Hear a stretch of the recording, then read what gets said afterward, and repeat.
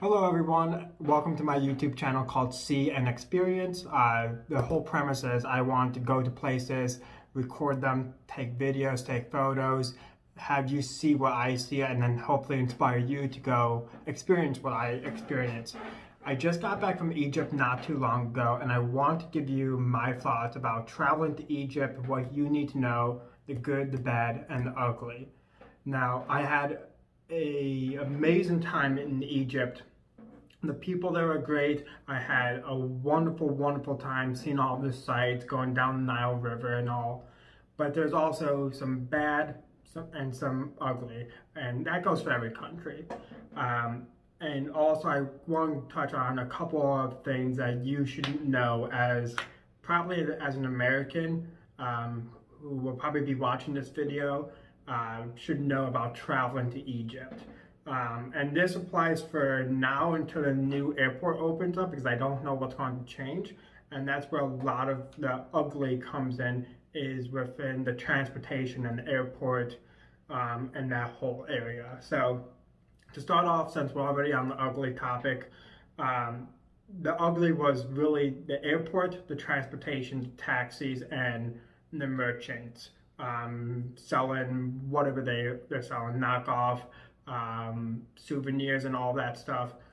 Let me first start off with the airport. The Cairo airport doesn't have public Wi-Fi unless you had an Egyptian number to log in for 30 minutes for free. Otherwise, there's no Wi-Fi existent. And as an American traveler, I don't have an international data plan yet. So that was kind of a bummer because most airports, the Frankfurt airport has it. Most modern airports do have it.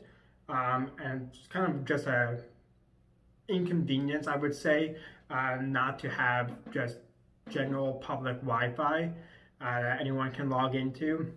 Now again, that might change with the new airport that they're building. That should be released 2021, 2022, that time period. And again, a lot of this stuff might change, so I can do a updated video once that stuff is put out there, the new airport and everything. But right now, that was a really big bummer because I got stuck in the airport for a couple of hours and I just had to sit there and do nothing. Which leads me to my second part and the kind of the horrible experience I had. The taxi drivers in the Cairo airport, and this is really this is like the worst I experienced it within Egypt, was Cairo. They're like vultures, especially now because there's not a lot of Americans traveling to Egypt. There's not a lot of people traveling to Egypt as an entirety. So they're just swarming you right when you exit like border security or like border control. They are swarming you like vultures, and it really puts a bad taste in your mouth because I can tell you, I can attest to this, the rest of Egypt, the rest of the Egyptian people are not like that. It's just these people are so aggressive in getting you a taxi, and it's almost impossible to get out of that like hallway because it's so aggressive. That is something that really put a bad taste in my mouth right as I arrived, because when you first arrive, you're all excited, you're going to go see the pyramids, you're going to do everything, and then you're getting hounded and basically swarmed by these taxi drivers trying to get you a taxi ride. And I can tell you they're all a ripoff. What's going to happen, I did it just so I can record this, is took a taxi, even though I know it's against my better judgment to take a taxi right then and there. I took it because I wanted to see what the experience would be like. I took a taxi, I had to tip a guy to call a taxi driver, and then I had to pay for the taxi, which was, they wanted 40 US dollars.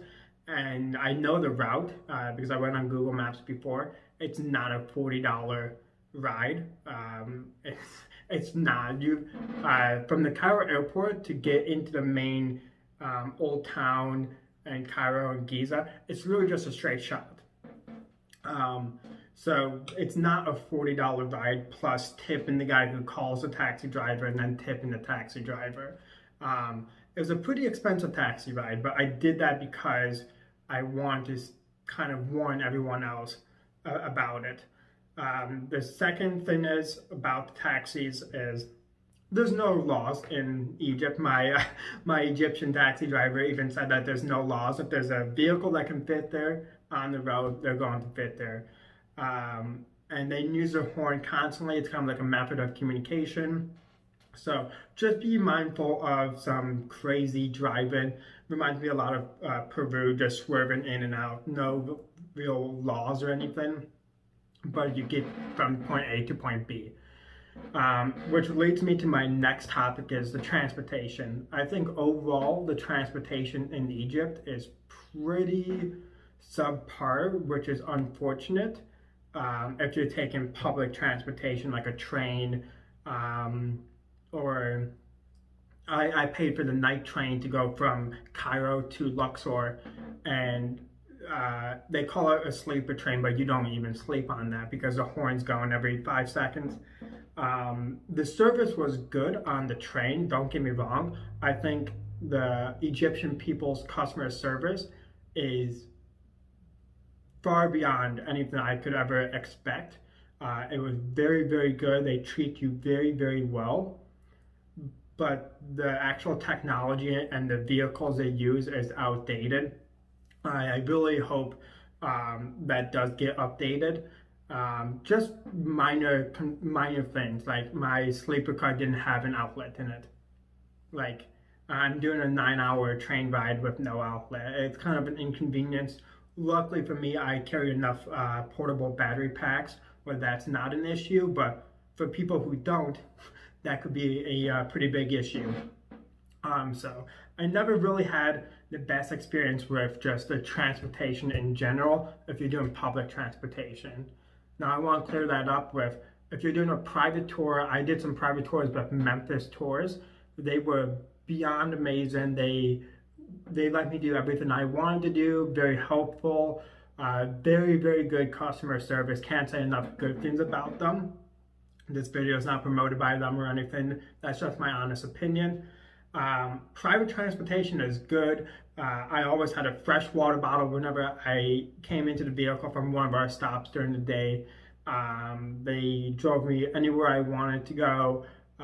Super, super good service, and the private transportation is very, very good. The public transportation is not good whatsoever. So if you're trying to save a quick buck, or if you just need to take a train, I took a train from Luxor to Aswan, and that was delayed by almost 4 hours, and I got into Aswan at like 2:30 in the morning, and I was going to Abu Simbel, and my private transportation was picking me up at 5:30 in the morning. So I had about 3 hours to try and sleep or do anything. So I wouldn't rely on the public transportation, and that system trying to book a train is not super clear. So there's a couple of things I think an educational program or something that's just a little bit more easily laid out for people to understand. Hey, like for example, you can only buy a train ticket 2 weeks in advance. It won't allow you to buy a train ticket 3 weeks, 4 weeks in advance. It has to be within that 2-week window. So that is something to keep note of. It's not really the easiest or most user-friendly system, and just overall my experience with the transportation wasn't the best. And the last one I want to touch on, which is the merchants, the people just selling you stuff outside of the sites, like the pyramids and all that stuff. When I was there from October 30th to about November 10th or so. So I had a pretty good time there. They, right now, especially right now, they will throw you everything they can at you just for 10 pounds, 20 pounds, 30 pounds. And it's annoying, and I get why, because they're struggling. And if I can help them out, I definitely will. but like I don't want a DVD of something because I don't. That's not something I really need. So a lot of the stuff they're selling is outdated or it's just not authentic stuff that I would want to put my money on. Um, so that's something to keep note of. A lot of that stuff is again knockoff, and I think most people know that. Some of it's cool to buy, like T-shirts and stuff, but I wouldn't buy any like small souvenirs. I would actually spend the money on the real legit stuff because it's going to last you a lifetime. And I bought some uh, statues, like little rock statues, and it was a little expensive, but it was well worth the money. They were hand carved, handmade, and that was in Luxor and really, really good quality. And that was well worth my money. I know I'm going to have it for a lifetime. But overall, the merchants were kind of like the taxi drivers, really just hounded you, tried to give you everything just for 10 pounds, which is not even $1. Uh, it feels really bad and really sad that they're this desperate, but it also kind of gives a maybe like a new tourist, someone who's not traveled as much, like a bad vibe about Egypt. And Egypt is not something you should get a bad vibe about because it's an amazing country with amazing people. Now I want to go over the good. There's lots of goods, very, very good things. So the people, if you meet locals or if you stay at any hostels or hotels, again, the customer service is the best thing there is. I think that is really the strong point. If you're a good tourist, they will treat you like a guest in the country instead of like a tourist where they come just, yeah, we'll put up with you. If you're respectful and if you make conversation and if you are nice to them, they will go above and beyond to treat you very, very well. At the hostel I stayed at, Tahrir Square Hostel, shout out to them. That's the hostel in Cairo, and I'll link it down in the description below. Their customer service was probably the best I've ever had for a hostel. And I've always had very good experiences in hostels, but they were second to none. They were just incredible. Muhammad there, always trying to get me tea, always trying to get me to stay for breakfast. Can't say enough good things about them. And then my hostel in Luxor, New Everest Hostel, not a lot of bells and whistles on this hostel, but they serve you good local food, good tea, and they really take care of you and treat you well. Again, cannot say enough good things about the service I received, especially from my tour guides. The tour guides from Memphis Tours were completely amazing and unbelievable. They let me walk around, do a bunch of videos and photos. They answered all my questions. They showed me a lot of cool things that a lot of people don't really get to see. And that's another reason why you should definitely visit Egypt now is there's really no one there. So you can see a lot of really cool things with very little crowds. I mean, I had a lot of, I had Valley of the Kings in Luxor almost all to myself. I got to go film in King Tut's tomb, and I was the only person down there. I was the only probably person that afternoon. It was really, really cool, very, very special. And the food is super, super good, and it's very affordable as an American. $1 equals about 16 Egyptian pounds, and some meals cost about 40, 50 pounds. Some will cost way more. But just a good overall ordinary meal, ordinary Egyptian meal is very, very affordable as an American. And just the whole entire atmosphere of when you're walking around, you're walking around the Nile, you're walking around the sites. Everyone there is treating you very, very well, and they're always looking out for your safety and your well-being, and that's something that I can personally attest to that a lot of other countries don't do that. Yes, they'll have guards there, but these guards will check in on you, make sure you're doing well, make sure you're not lost. Just overall, the whole entire group of people really go above and beyond to make sure that you as a tourist have a very good time in Egypt, and that really sets your experience apart. And I wouldn't try and stand out as a tourist there because you're going to be targeted by these merchants. But if you kind of just blend in, you just walk around, be a normal person, you'll have a great time. And this leads me to a couple of other small topics I want to talk about, some things you need to know. Tipping is a big thing. It's important to tip everyone that's part of the culture, but it's also important to know who to tip and who not to tip. When you go to these sites, there's going to be temple keepers and people who come to make sure they're checking the tickets, make sure you have tickets. They might help you take pictures of yourself. You can tip them. They will always try and get you to tip them. If they do a good job, I always throw them a small tip, but you don't need to tip these people, and you can just say, hey, no, I'm good, I just want to take pictures.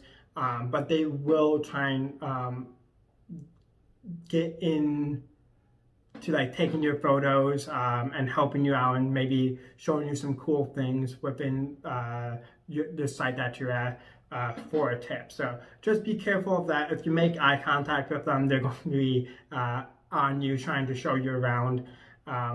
But that leads me to one point. I would honestly, truly recommend doing a private tour guide. You'll learn a lot more and really appreciate the things that you're seeing. And the temple keepers will leave you away. So yes, you're going to be tipping probably either way, but with the knowledge that these people are bringing, it's well worth the money, in my opinion. I don't really use tour guides at all. I don't do private tours that often, but for Egypt, I really wanted to make sure that I was getting a really good experience. It's a place I've always wanted to go and always wanted to visit. So I wanted to make sure that the sites I'm seeing, I can actually understand what I'm seeing and the importance of these, and be able to explain that to other people as well. And now the kind of final thoughts, conclusions, and a little bit of the bad. I know I went from the ugly to the good, and some things you need to know. So right now, finishing up on the things you need to know, you do need a negative COVID-19 PCR test for travel to get in there. That is something that needs to be printed out. You cannot have it digitally, and that's as of right now, November 22nd, 2020. As of right now, you need that test printed out. It needs to be negative within 72 hours, I believe, of taking that test. So let's say, basically when you arrive to Egypt, that test cannot be older than 72 hours, and the test result needs to be printed out. Another thing is, some of the restaurants will do some heat temperature and some tests, some will not. So if that is something that you want to be aware of, just ask if they do it, or if they don't, you can say, hey, like, I'm not going to eat there. And make sure when you're ordering food, make sure the waiter understands what you're ordering. I've had a couple of instances where I didn't get the meal I wanted, which is not a big deal at the end of the day, but it is something that you want to make sure that you are communicating to them. But overall, my kind of final thoughts, Egypt is definitely a country you want to visit. The hospitality of the people in Egypt is just the best there is, in my opinion, in all the travels I've done. But there are some things that you need to kind of watch out. I've never felt unsafe there. I felt incredibly safe there. I was walking around 4 a.m. Doing videos, taking pictures. I was hitchhiking, felt incredibly safe. But like I said, the bad, there's not a lot of information on some parts, and the transportation isn't the best. But overall, I think that's going to change with the new airport coming out and it being more tourist friendly. I think it's really going to help out the morale of the tourists there and getting more people to come back. But overall, those are my thoughts. I highly recommend visiting Egypt in the near future. Especially now, if you can, if you are willing to go, it's dead empty basically. So you'll get some amazing videos, amazing photos, and the people will go above and beyond even more because you're the only person to take care of there. So hope you guys like this video, and we'll talk soon. Thanks again for watching.